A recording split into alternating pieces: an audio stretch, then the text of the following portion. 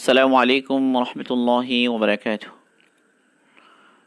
الحمد لله رب العالمين، الصلاة والسلام على أشرف الأنبياء والمرسلين وآله وأصحابه أجمعين. أما بعد، فأعوذ بالله من الشيطان الرجيم. بسم الله الرحمن الرحيم. فأراه الآية الكبرى فكذب وعصى ثم أدبر يسعى فحشر فنادى فقال أنا ربكم الأعلى إلى آخر السورة. صدق الله المولانا العظيم. আলহামদুলিল্লাহ, আল্লাহ পাকের মেহেরবানি, আল্লাহ পাকের ইহসান। আজ আমাদের দরসুল কোরআনের 15তম দর্স।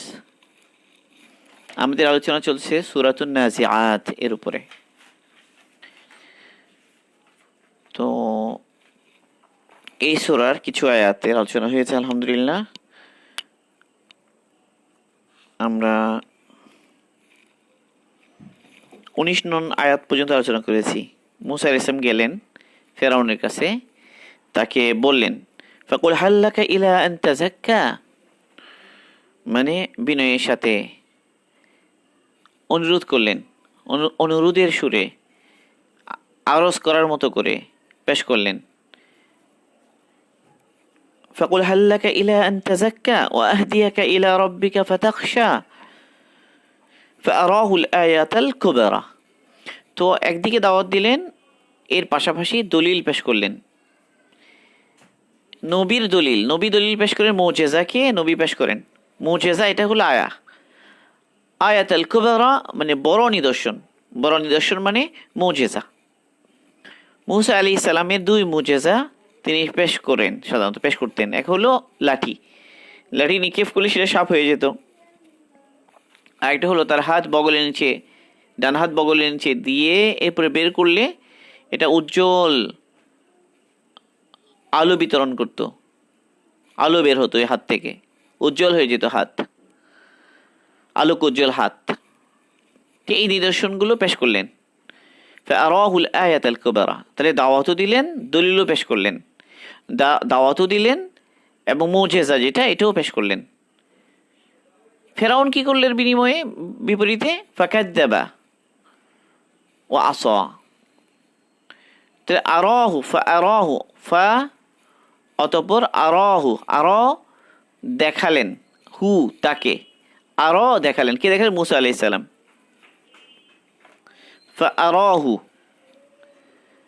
আরাহু তাকে দেখালেন, হু মানে ফেরাউনকে। ফাআরাহুল আয়াতা আল কুবরা, আল আয়া আল কুবরা।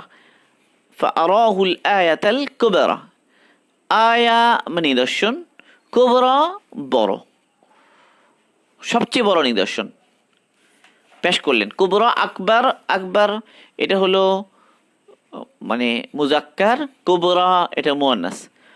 ইসমে তাফজিল এটা সুপারলেটিভ ডিগ্রি আর কি। সুপারলেটিভ ডিগ্রি হিসেবে, মানে ডিগ্রি হিসেবে ব্যবহৃত হয়, কম্প্যারিজন এর জন্য ইউজ হয়। তাহলে ফাআরাহুল আয়াতাল কুবরা, ফেরাউনকে মুসা আলাইহিস সালাম দেখালেন সবচেয়ে বড় নিদর্শন, মানে মুজিজা পেশ করলেন। ফাকাদ্দাবা ওয়া আসা, ফাকাদ্দাবা ফেরাউন কি করলো? সাথে সাথে এফা বুঝায় যে এখানে দূরত্ব, মানে বেশি ডিস্টেন্স না, অনেক পরে না, সাথে সাথেই এফা ইন্ডিকেট করে সাথে সাথে। এখানেও ফাআরাহু, এখানেও ফা এসেছে, তো বোঝা গেল যে দাওয়াত দেওয়ার সাথে সাথে মুজিজাও পেশ করলেন, সাথে সাথে মুজিজাও পেশ করলেন। মুজিজা পেশ করলেন, দাওয়াত দিলেন, এরপরেও সাথে সাথে কি সময়ের মধ্যেই, মানে এটা ঘটনা পরম্পরা, একটার পর একটা ঘটছে। ফাকাদ্দাবা ওয়া আসা, ফাকাদ্দাবা অস্বীকার করলো, মিথ্যা প্রতিপন্ন করলো। ও আসা, ফাকাদ্দাবা নবী আল্লাহ নবীকে তাকযীব করলো, নবীকে অস্বীকার করলো। ও আসাল্লাহ, এবং আল্লাহ পাকে নাফরমানি করলো।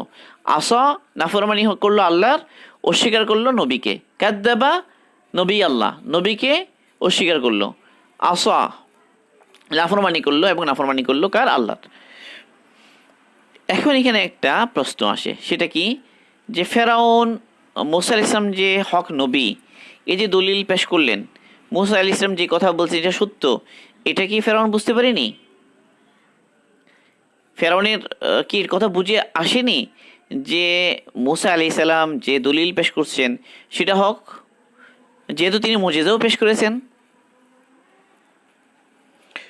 তো এখন ফেরাউনের অন্তরে মুসা আলাইহিস সালামের সত্যতা এটা যদিও বা পরিষ্কার হয়ে গিয়েছে, মুসা আলাইহিস সালামের সত্যতা যেটা ফেরাউনের কাছে যদিও পরিষ্কার হয়ে গিয়েছে, তারপরও সে অস্বীকার করেছে। তাহলে কাউকে, নবীকে হক জানা, মনে মনে হক এটা চিনে ফেলা, জেনে ফেলা, কিন্তু মুখে করছে তার বিপরীত, মুখে বলছে অস্বীকার, যে তোমাকে মানি না, তুমি মিথ্যাবাদী, মুখে বলছে তুমি মিথ্যাবাদী, আর ভিতরে বুঝছে যে ইনি হক, ইনি সত্য, সত্য নবী। তাহলে দুইটা বিষয় হলো, অন্তরের যে ইলম, ভিতরের যে জ্ঞান, সেটা হলো কি ইনি সত্য নবী, এটা বুঝে এসে গেছে, মানে কোনো সন্দেহ নাই, ফেরাউনের কাছে কোনো সন্দেহ নাই মুসা আলাইহিস সালাম হক নবী, কিন্তু তারপরও মুখে অস্বীকার করছেন। তাহলে অস্বীকার, কুফর অনেক সময় এমনও হতে পারে, কুফর একটা কুফর হলো যে অন্তরেও বিশ্বাস হচ্ছে না, ফলে মুখেও স্বীকার করছে না, মুখেও স্বীকার করছে না। আর আরেকটা হলো যে না, অন্তরে সত্য এটা বুঝে এসে গেছে, অন্তরে অন্তর দিয়ে বুঝে যাচ্ছে যে সত্য, কিন্তু তারপরও কোনো স্বার্থের কারণে, খায়সাতের কারণে, নফসানিয়তের কারণে, অহংকারের কারণে হককে কবুল না করা, হককে অস্বীকার করা। তাহলে হক বুঝে আসার পরেও অস্বীকার করা, এটাও সম্ভব, এখান থেকে বোঝা যায়। তাহলে অন্তরে যে চিনে ফেলে, এটা তো মারিফা, এটা তো মারিফাত। তার মানে মারিফা এটা হাসিল হয়ে গিয়েছে, মারিফাত হাসিল হয়ে যাওয়ার পরেও অস্বীকারের সম্ভাবনা থাকে, মারিফাত হাসিল করার পরেও ঈমান না থাকার সম্ভাবনা থাকে। এই কথাটা এখানে সূক্ষ্ম একটা কথা বুঝার। তাহলে এখানে দুইটা বিষয়, একটা হলো এই যে মারিফাত যেটা হাসিল হয়ে গেল, চিনে ফেললো ফেরাউন মুসার সত্যতা, মুসার নবুয়তের সত্যতা, মুসার দাওয়াতের সত্যতা সে বুঝলো, বুঝার পরেও সে অস্বীকার করলো, ঈমান আনলো না। তাহলে অন্তরের এখানে দুইটা অবস্থা, এক হলো অন্তরের জানতে পারা, বুঝতে পারা, হক বুঝতে পারা, অন্তর দিয়ে হককে বুঝতে পারা, এটার নাম হলো মারিফা। আরেকটা হলো ঈমান। মারিফাত এবং ঈমান দুইটা একসাথে, কুফর এবং মারিফাত একসাথে থাকতে পারে কি পারে না? মারিফা, কুফর এবং মারিফা একসাথে থাকতে পারে কি পারে না? একটা হলো মারিফা, একটা হলো ঈমান, আল ঈমান। মারিফা মানে পরিচয় পাওয়া, অন্তর দিয়ে বুঝে চলে এসেছে যে এই যে মুসা দাওয়াত দিচ্ছেন এটা হক, এটা সত্য, তারপরেও স্বীকার করা। এটার অন্য কোনো নজির আছে কিনা, এটা একটা প্রশ্ন। আছে, কোরআনে পাকে অন্য জায়গায় আল্লাহ পাক আহলে কিতাবের অবস্থা, আল্লাহ রসুলের সাথে আহলে কিতাবের ইয়াহুদিদের যে বিভিন্ন আচরণ, সেই বিষয়গুলো বলতে গিয়ে একদম সূরা বাকারাতে সায়াকুল যে পারা, তার প্রথম পৃষ্ঠাতে আছে আল্লাযীনা আতাইনাহুমুল কিতাবা ইয়ারিফুনাহু কামা ইয়ারিফুনা আবনাআহুম। আল্লাযীনা আতাইনাহুমুল কিতাবা, আল্লাযীনা যাদেরকে, আতাইনাহুম আমি দান করেছি, আল কিতাবা, আল্লাযীনা আতাইনাহুমুল কিতাবা আমি যাদেরকে কিতাব দান করেছি, ইয়ারিফুনাহু আমি যাদেরকে কিতাব দান করেছি, ইয়ারিফুনাহু তারা চিনে, তারা জানে, চিনে কাকে? তাকে মানে আল্লাহ রসুলকে, ইয়ারিফুনাহু তাকে চিনে, কামা ইয়ারিফুনা যারা যেমন চিনে তাদের নিজেদের সন্তানকে।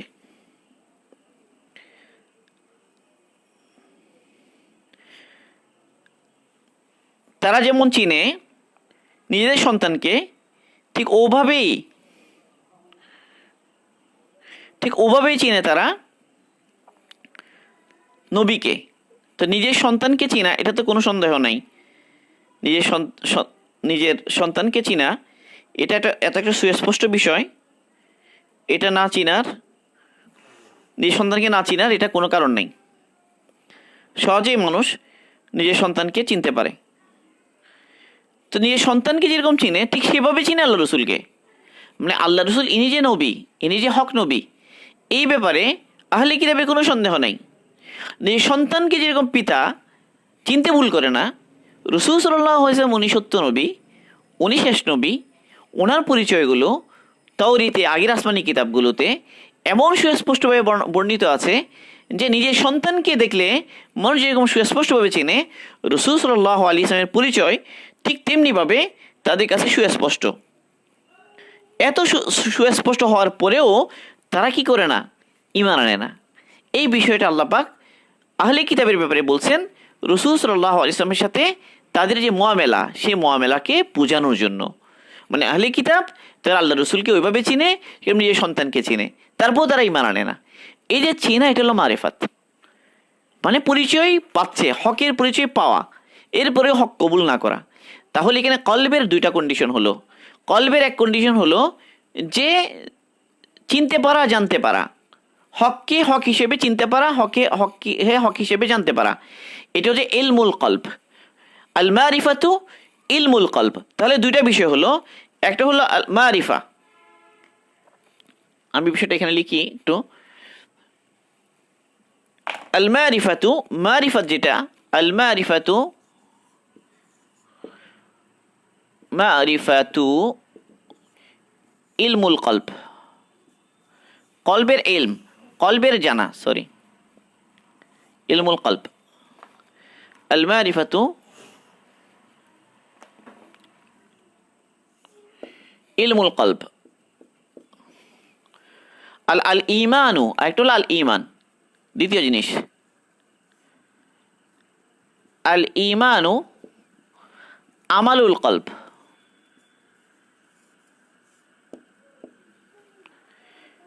আল ইমানু আমালুল কলব। তাহলে হচ্ছে মারিফা হচ্ছে কলবের ইলম, আর ঈমান হচ্ছে কলবের আমাল। তো আল্লাহ পাক আমাদের কাছে শুধু ইলম, আমাদের ইলম যথেষ্ট নয়, শুধু আমরা জানলে হবে না, মানতেও হবে। এটা হলো পরিপূর্ণতা। আল মারিফাতু ইলমুল কলব, মারিফা যেটা, এটা হচ্ছে কলবের ইলম, আর ঈমান হচ্ছে আমালুল কলব। তাহলে ঈমান গ্রহণ করলো, এটা অন্তর গ্রহণ করে নিল, এটা অন্তরের কাজ। ঈমান হচ্ছে অন্তরের কাজ, আর মারিফা হচ্ছে অন্তরের জ্ঞান। তাহলে অন্তরের জ্ঞান এটা যখন কাজে পরিণত না হবে, ততক্ষণ পর্যন্ত শুধুমাত্র অন্তর দিয়ে হককে বোঝা যথেষ্ট হবে না, যতক্ষণ সে অন্তর দিয়ে হককে কবুল না করবে। এখন তাহলে ঈমান কি? তাহলে ঈমান হচ্ছে, ঈমান হবে কি, ঈমান কোনটা হবে? তাহলে ঈমান হবে তাহলে হুয়াল ইনকিয়াদু লিল হক ওয়াল কুদুউ লাহু। তাহলে ঈমান কোনটা হবে? আল ঈমানু হুয়া, ঈমান হচ্ছে আল ইনকিয়াদ, মানে আনুগত্য।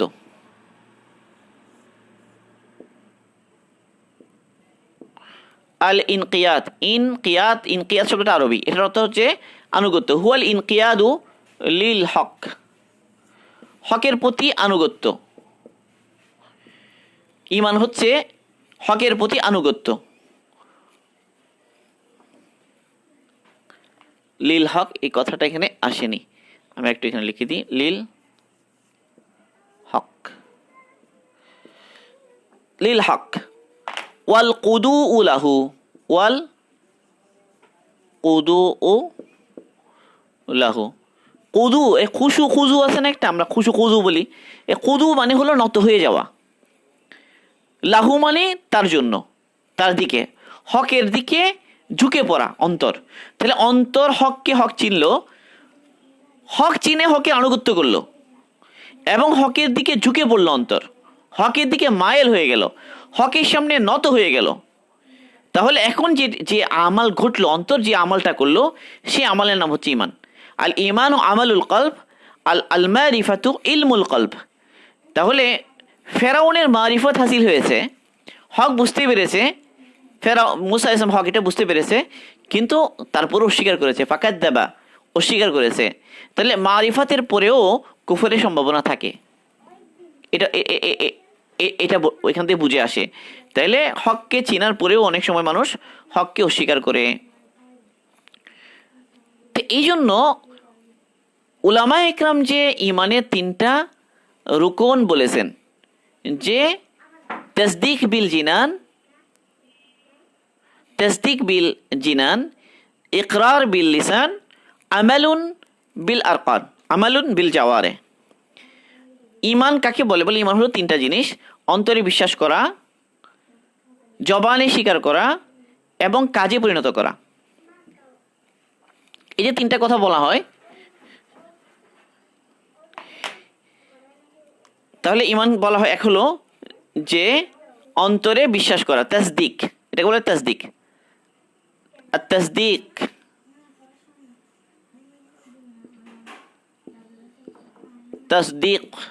তাসদিক বিল জিনান,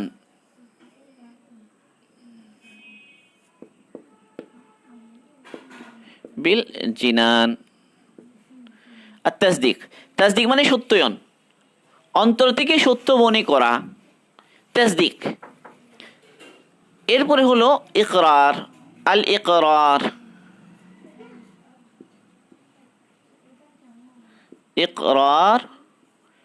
বিল লিসান,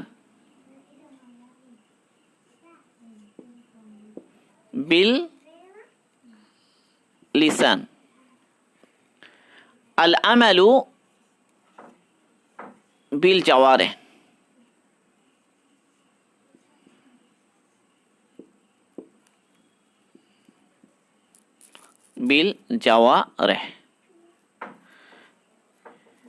তাসদিক বিল জিনান, ইকরার বিল লিসান, আল আমালু বিল জাওয়ারে। জাওয়ারে মানে অঙ্গ প্রত্যঙ্গ।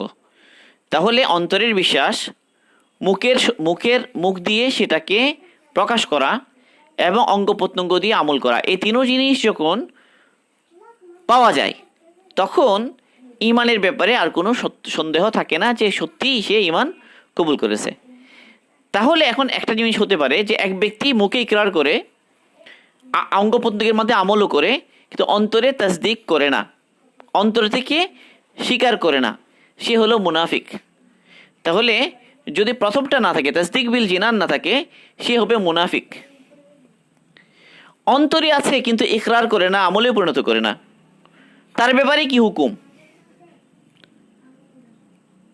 তো উলামা ইকরাম মোটামুটি কথা বলেছেন যে অন্তরে যদি থাকেও, তার কাছে কোনো বাধা ছিল না মুখে প্রকাশ করার, কিন্তু সে মুখে প্রকাশ করলো না, তাহলে এটা কখনো ইমান বলা হবে না। ইমান বলার জন্য তাসদিকের পাশাপাশি ইকরারও করতে হবে। যতক্ষণ ইকরার না করবে তখন কাফের এবং মুসলমানের মধ্যে পার্থক্য করা যাবে কিভাবে? আচ্ছা, অনেক সময় ইকরার করে তাসদিকও পাওয়া যায়, ইকরারও পাওয়া যায়, কিন্তু আমল পাওয়া যায় না। তো আমলের ক্ষেত্রে সমস্যা হয়। তো আমাল কোনো বাধা নাই। যেমন এক ব্যক্তি সলাত আদায় করে না, টোটালি পড়ে না, জরুরি মনে করে না সলাত পড়া, এটার ফরজিয়তকে অস্বীকার করে, কিন্তু অন্তরে বিশ্বাসও আছে, যে বিশ্বাসের কথা সে বলে প্রকাশ করে, মুখেও স্বীকার করে যে আমি মুসলমান, কিন্তু যদি বলা হয় যে তুমি সালাত আদায় করো, পরে আমি সালাত পড়বো না, এরকম যদি হয়, তাহলে এই সালাত না পড়া, এটাকে অস্বীকার করা বা অন্য আমলকে অস্বীকার করার দ্বারা তার অন্তরের যে তাসদিক, অন্তরের যে বিশ্বাস, এটা কতটুকু সত্য আছে কি নাই, এটা কি হয়ে গেল? সন্দেহ হয়ে গেল। কারণ এক ব্যক্তির অন্তরে তাসদিক আছে, মুখে স্বীকার করে, কোনো সমস্যাও নাই, তাহলে আমাল করতে বলে সে করবে না কেন, অস্বীকার করবে কেন আমলের কথা? তো এই জন্য অনেক সময় শুধু আমালের অস্বীকারের দ্বারাও কুফুরি হয়ে যায়। কিন্তু এক ব্যক্তি আমালের প্রয়োজনীয়তা অস্বীকার করে না, কিন্তু অলসতার কারণে আমল করে না, অলসতা গাফলতির কারণে আমল করে না, ভিতরে পেরেশানিও আছে যে আমল করা দরকার, তারপরে সে আমল করে না, সে ব্যক্তি হবে ফাসেক। তাহলে ফাসেক হবে কে? যে তাসদিক করে, ইকরার করে, কখনো আমলও করে না এরকম না, আমলের গুরুত্ব স্বীকার করে, কিন্তু অলসতা গাফলতির কারণে করে না, তাহলে তারটা হবে ফিস্ক। তারটা হবে ফিস্ক। আরেকটা হলো তাসদিক বিল জিনান আছে, ইকরার বিল লিসান আছে, কিন্তু আমলকে অস্বীকার করে, আমলকে অস্বীকার করে, বা আমাল নিয়ে ঠাট্টা করে, আমাল নিয়ে ইস্তিহজা করে, হাসাহাসি করে, তামাশা করে, শরীয়তের সুস্পষ্ট বিধানকে অস্বীকার করে। তো এই ব্যক্তির ইকরার এবং তাসদিক, তাসদিক তো আছে কিনা এটা আমরা দেখি না, তাসদিক তো দেখা যায় না, ইকরার সত্ত্বেও এই ব্যক্তিকে মুসলমান বলা হবে না, এটা কুফুরি। আমালকে অস্বীকার করলেও কুফুরি হবে। তো এই জন্য এই তিনও বিষয়ই জরুরি, তাসদিক বিল জিনান, ইকরার বিল লিসান, আল আমালু বিল জাওয়ারে। আল আমালু বিল জাওয়ারে দ্বারা প্রমাণ হয়ে যায় সে বাস্তবে কি করেছে, সেই ঈমান এনেছে। এই জন্য আহলে কেবলা, আমরা একটা শব্দ বলি যে আহলে কেবলা বলা হয় যে জরুরিয়তে দিনের কোনোটাকে অস্বীকার করে না, সে হলো আহলে কেবলা। জরুরিয়তে দিনের আবশ্যকীয় বিষয়ের মধ্যে কোনো একটাকে যদি সে অস্বীকার করে, তাহলে তখন সে আর মুসলমান থাকে না, তখন এটা কুফুরি হয়ে যায়, মুখে হাজারবার ইকরার করলেও। আমরা এই বিষয়গুলো বিস্তারিত আলোচনা করছি না, জাস্ট সংক্ষেপে এই তিনোটা বিষয়ের সাথে রিলেশনটা বোঝার জন্য, তাসদিক বিল জিনান, ইকরার বিল লিসান এবং আল আমালু বিল জাওয়ারে, এই তিনোটার গুরুত্ব এবং তিনোটার যে সমন্বয় বুঝে আসার জন্য। তাহলে একজনের মারিফাত হাসিল হতে পারে, যেমন আবু জাহাল, সেও কিন্তু বুঝতে পেরেছে আল্লাহ রসুল হক, বুঝতে পেরেছে, কিন্তু হক কবুল করে নাই।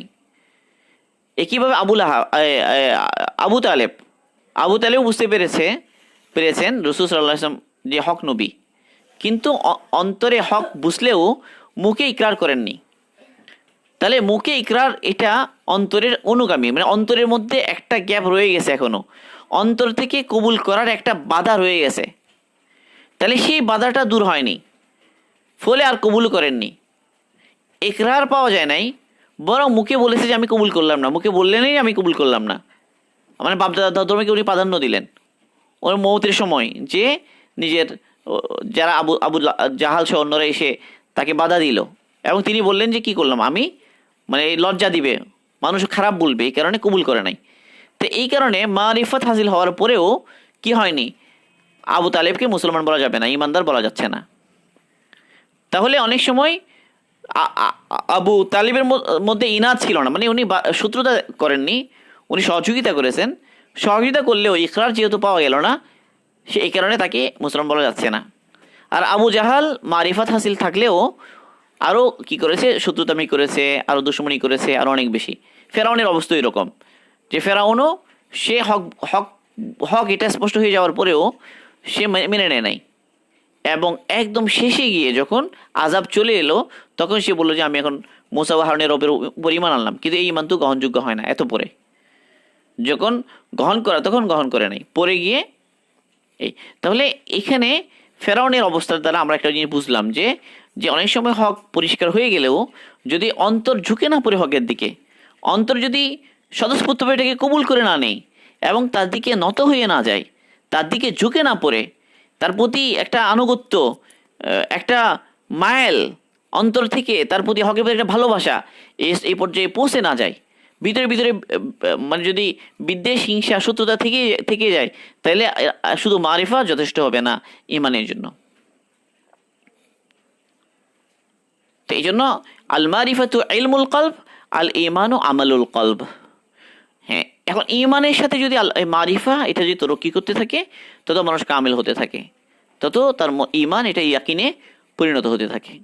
কিন্তু এটার জন্য ওই ইমান এটা আগে থাকতে হবে।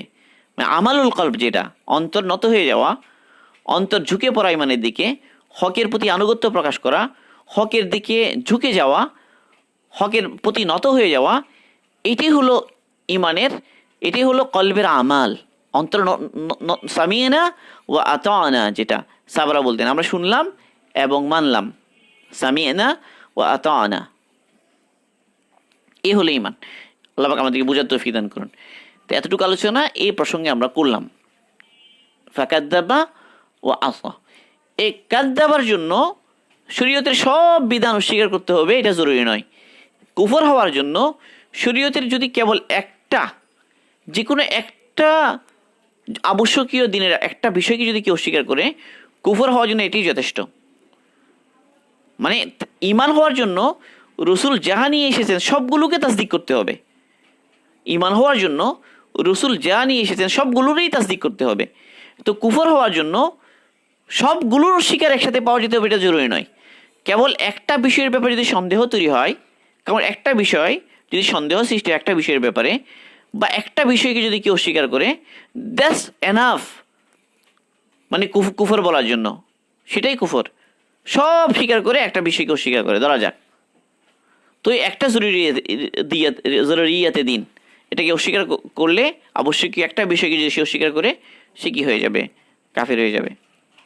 সবগুলো যদিও বা পাওয়া যায় তার মধ্যে, অন্য সব ঠিক আছে, কিন্তু একটা বিষয় অস্বীকার করে। একজন বলেছে আমার সব ভালো লাগে, কেউ পর্দা করাটা ভালো লাগে না, এই যে ঢেকে ঢুকে যাওয়া এটা আমার ভালো লাগে না। ইসলামের সব ভালো লাগে, সব ভালো, কিন্তু এই যে মেয়েরা ঢেকে ঢুকে থাকবে, তাই না, এটা আমার ভালো লাগে না। এই যে একটা বিধানের প্রতি তার অসন্তুষ্টি সে প্রকাশ করলো, বাস এটাই যথেষ্ট কুফর হওয়ার জন্য। অন্য সব ঠিক আছে, সব ভালো, এটা আমার ভালো লাগে না। এইভাবে যে কোনো একটা বিধান যদি সে অপছন্দ করে, ওটা শুধু দিল থেকে সে মেনে না নেয়, এটার প্রতি অস্বীকৃতি থাকে, এটার প্রতি অনাস্থা থাকে, দ্যাটস এনাফ কুফর হওয়ার জন্য এই বিষয়টা। তাহলে নিজেকে খুব ভালো করে যাচাই করে দেখা যে দিনের কোনো বিধানের প্রতি কোনো প্রকার দিলের মধ্যে অস্বীকৃতি বা অপছন্দের ভাব আছে কিনা। এটা থাকলে এটাকে কারেকশন করতে হবে এবং ভালো করে বুঝতে হবে। তো কুফরের অনেক প্রকার আছে, এগুলো বিষয়ে আমরা এখানে আলোচনা করছি না, অন্য সুযোগ আসলে ইনশাল্লাহ। আকাইদের ওখানে তো আমরা আলোচনা করবো ইনশাল্লাহ, আকাইদের দর্শল আকাইদের মধ্যে এই বিষয়গুলো আলোচনা হবে। এর প্রসঙ্গক্রমে একটা বিষয় এলো হিসেবে আমরা আলোচনা করলাম। আচ্ছা, এরপরে ফাকাযযাবা ওয়া আসা, অস্বীকার করলো এবং আল্লাহ পাকের নাফরমানি করলো। এরপরে সুম্মা আদবারা ইয়াসআ, সুম্মা আদবারা ইয়াসআ, সুম্মা মানে অতঃপর, তারপর, আদবারা মানে পিছে হটে যাওয়া, পিছু হটা, পিছু হটা, ফিরে যাওয়া। আর ইয়াস আ মানে প্রচেষ্টা চালানো,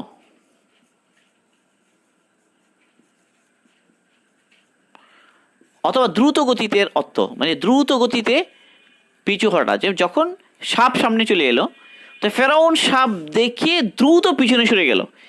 এই দ্রুত সরে যাওয়াটা বোঝানোর জন্য সুম্মা আদবারা ইয়াসআ এসেছে। অথবা সেই মূসা আলাইহিস সালামের বিরুদ্ধে শক্তি সঞ্চয়ের জন্য বা মূসা আলাইহিস সালামের যা করলেন এটার প্রতিবিধান করার জন্য সে দ্রুত পিছনে সরে গেল, এটার অর্থ হতে পারে। মানে এখানে সরে পড়া দুই তাফসীর এসেছে তাফসীরের কিতাবগুলোতে। একটা হলো যে সাপ যে নিক্ষিপ্ত হলো, সাপ দেখে ভয়ে পিছনে চলে গেল, এটা একটা হতে পারে। আরেকটা হতে পারে এটা যে যে মূসা আলাইহিস সালামের বিরোধিতা করার জন্য, মূসা আলাইহিসকে ঠেকানোর জন্য, সে প্রয়োজনীয় প্রস্তুতি নেওয়ার জন্য সে পিছনে সরে গেল, এটাও হতে পারে। দুইটাই তর্জমা আছে বিভিন্ন জায়গায়। তার প্রতিবিধানের চেষ্টা করতে ফিরে গেল, এই চেষ্টা করতে এটার মানে হলো ইয়াস আ থেকে এসেছে, ফিরে যাওয়া। আদবারা, সুম্মা আদবারা ইয়াস আ, সুম্মা অতবার ফিরে গেল সে মূসা আলাইহিস সালামের বিরুদ্ধে প্রতিবিধান করার জন্য প্রচেষ্টা চালাতে সে ফিরে গেল, দুইটাই হতে পারে। ফাহাশারা ফানাদা, এখন সে তার ওই প্রচেষ্টা শুরু। মূসা আলাইহিস সালাম তো তার দাওয়াত দিলেন, হক পেশ করলেন, দলিল পেশ করলেন, এখন ফেরাউন আর বসে নাই, ফেরাউনের প্রচেষ্টা শুরু হলো। ফাহাশারা, ফা দ্বারা বোঝা গেল সে আর দেরি করে না।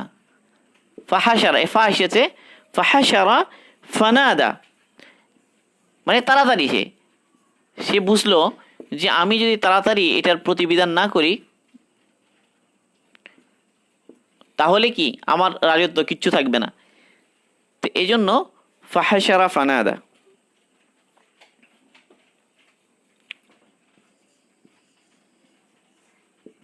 ফাহাশারা ফানাদা। ফাহাশারা, হাসারা মানে হলো জমা করা, ওই যে হাসর, হাসরের ময়দানকে হাসর বলা হয় এই জন্য যেখানে সবাই জমা হয়ে যাবে। তো ফেরাউন কি করলো? জমা করলো। কাদেরকে? সমস্ত মানুষকে জমা করে ফেললো। মানে এই ফা দ্বারা বোঝা গেল সে এই কাজগুলো করতে খুব দেরি করে নাই। মুসা ইসলাম দাওয়াত দিলেন, দাওয়াত দিয়ে তাকে বুঝেছেও দেখালেন। এরপরে ফেরাউন এর ফিকি শুরু হয়ে গেল, কি করা যায়, সে তাড়াতাড়ি মানুষজনকে হাজির করলো। হাজির হতেই সেই ফানাদা, এ ফানাদা মানে চিৎকার করে বলা শুরু করলো। এ নাদা এটা চিৎকার করে বলা অর্থ, নাদা ফাহাশারা ফানাদা। কি বললো সে? ফাকালা আনা রব্বুকুমুল আলা। মানে এখন সে নিজেকে সবচেয়ে বড় রব দাবি করার এই সুযোগ সে চিন্তা করলো যে এখনোই নিজের এই রবুবিয়তের ঘোষণা দিয়ে দিতে হবে তাড়াতাড়ি। মানে আমার রবুবিয়তের উপরে সবাইকে তুলতে হবে, কারণ মুসা তো আরেক রবের দাওয়াত দিচ্ছে। মানে মুসার রবের দাওয়াতের মোকাবেলায় সে নিজের রবুবিয়তের দাওয়াত সে পেশ করলো। সে বুঝলো যে এখনোই। এর আগে কিন্তু সে আরেকটা কথা বলেছে। আগে আব্দুল্লাহ ইবনে আব্বাস রাদিয়াল্লাহু আনহু এবং মুজাহিদ রাহিমাহুল্লাহ তারা বলেন যে সে 40 বছর আগে আরেকটা কথা বলেছে। সেটা কি?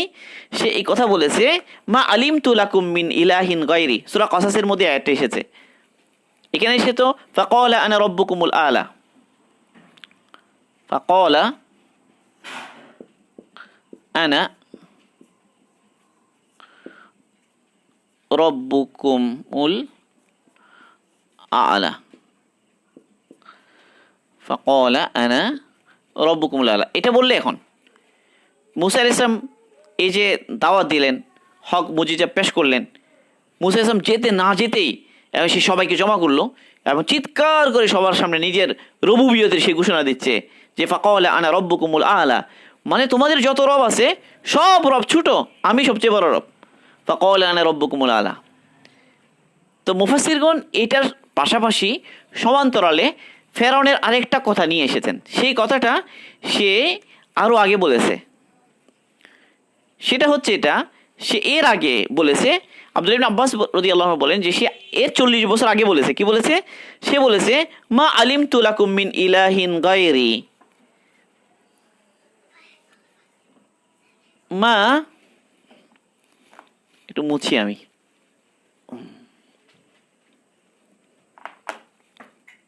মা আলিমতু, মা আলিমতু লাকুম, মা আলিমতু লাকুম মিন ইলাহিন, মিন ইলাহিন গায়রি।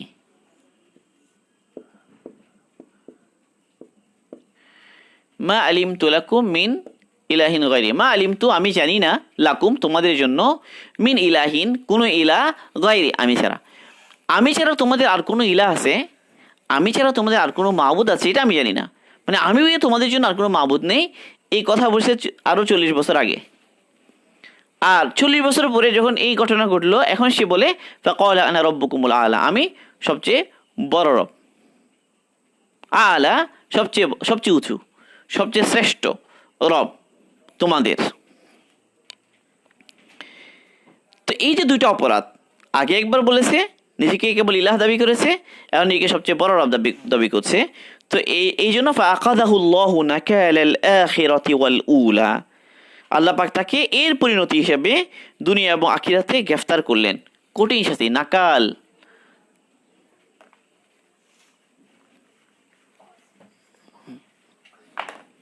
ফাআখাযা, আখাযা মানে ধরা, ফাআখাযা, ফাআখাযা আল্লাহ পাক ধরলেন, ফাআখাযা ধরলেন, ফাআখাযাল্লাহু। নাকাল, নাকাল মানে হলো উপযুক্ত দণ্ড, কঠিন দণ্ড, দৃষ্টান্তমূলক শাস্তি। নাকালা, নাকাল আল আখিরাতি, সরি নাকাল আখিরাতি, নাকাল আল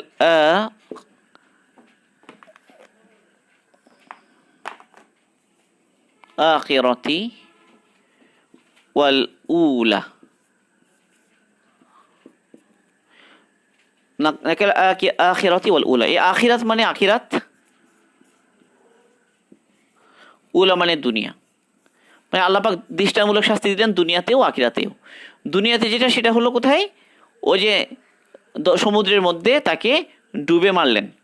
আর আখিরাতে তো কঠিন শাস্তি আছে, এটা রয়ে গেল আখিরাতের জন্য। কেউ বলেন এটা, আর কেউ বলেন যে তার দুই বাক্য, আগে যে একটা বলেছে মা আলিমতু লাকুম মিন ইলাহিন গায়রি, সেটা হলো প্রথমটা, আর মানে প্রথমটার শাস্তি দ্বিতীয়টার শাস্তি, মানে প্রথমটার জন্য তাকে ধরলাম, শেষটার জন্য ধরলাম। মানে নাকাল আল আখিরাতি ওয়াল উলার এক তফসির হলো যে দুনিয়াতেও তারে ধরলাম, আখিরাতেও তারে ধরলাম, দৃষ্টান্তমূলক শাস্তি তাকে দুনিয়াতেও দিলাম, আখিরাতেও দিলাম।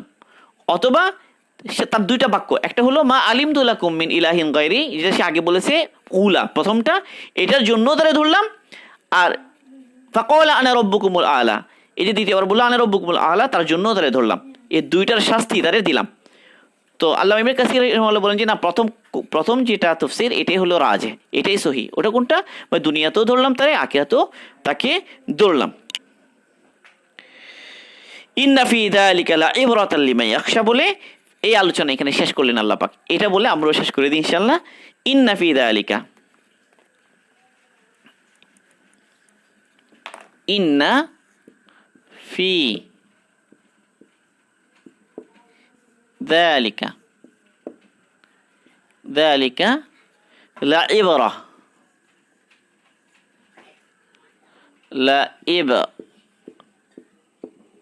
লাইবরা, লাইবরাতান লিমাই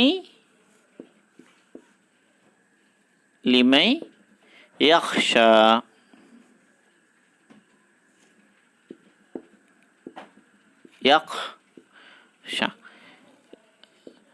ইন্না ফি যালিকা, ইন্না নিশ্চয়, ফি যালিকা, ফি মানে মধ্যে, ফি শব্দের অর্থ হচ্ছে মধ্যে, উহার মধ্যে, উহার মধ্যে মানে এই ফেরাউনের যে ঘটনা, মুসার সাথে ফেরাউনের যে নাফরমানি, শয়তানি, বাড়াবাড়ি, এর মধ্যে এবং তার শাস্তি পাওয়া, এর মধ্যে রয়েছে লা ইবরাতুন। লা মানে এটাও নিশ্চয়, এ লাও আসে তাকিদের জন্য, ইন্নাও আসছে তাকিদের, তাকে মানে জোর দিয়ে বলা, দৃঢ়তার সাথে বলা।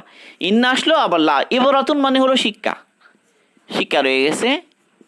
লিমান, লাম হচ্ছে জন্য বোঝানোর জন্য, লিমান তাদের জন্য, মান মানে তাদের, তাদের জন্য, লিমান তাদের জন্য, ইয়াখশা যারা ভয় করে, যে আল্লাহকে ভয় করে, ইয়াখশা মানে ইয়াখশাল্লাহ, যে আল্লাহকে ভয় করে, যে আল্লাহকে ভয় করে, যে আল্লাহর ভয়ে ভীত হয়, তার জন্য শিক্ষা রয়েছে এই ঘটনাতে। আসলে পুরো কোরআন ইবরতের জন্য, আগের যে ঘটনা সেগুলো ইবরতের জন্য, কাসাস এটা ইবরতের জন্য। লাকাদ কানা ফি কাসাসিহিম ইবরাতুল লিউলিল আবসার, লাকাদ কানা ফি কাসাসিহিম ইবরাতুন লিউলিল আলবাব, লাকাদ কানা ফি কাসাসিহিম ইবরাতুল লিউলিল আলবাব, এটা আরেক জায়গায় আছে। এটা কোন সূরাতে? এটা সূরা ইউসুফের শেষে, সূরা ইউসুফের শেষেও আছে, যে গল্প কাহিনীর ভিতরে কি আছে, ইবরত আছে, শিক্ষা আছে। তাহলে এই ঘটনার মধ্যেও শিক্ষা কার জন্য, যে আল্লাহকে ভয় করে। আসলে যে ভয় করে না সে তো কোথাও থেকে শিক্ষা নিবে না। আমাদের চোখের সামনে এত ঘটনা ঘটে চলেছে, এত পরিণতি, এত অন্যায়ের জন্য ধরপাকড়, এগুলো আমরা দেখছি প্রতিনিয়ত, কিন্তু আমরা শিক্ষা নিই না। শিক্ষা নেওয়ার জন্য তো ফেরাউন পর্যন্ত যাওয়ার দরকার নাই। আমাদের আশপাশে যা ঘটে চলেছে, আশপাশে যত কিছু আমরা দেখছি পরিণতি মানুষের, অপরাধ বাড়তে বাড়তে বাড়তে এক পর্যায়ে আল্লাহ পাকে ধরেন, দুনিয়াতে আমরা দেখি শত শত। এগুলো দেখিয়েই চোখের সামনে আমরা শিক্ষা নিই না। ফেরাউনের বিষয়টা তো আরো আগের।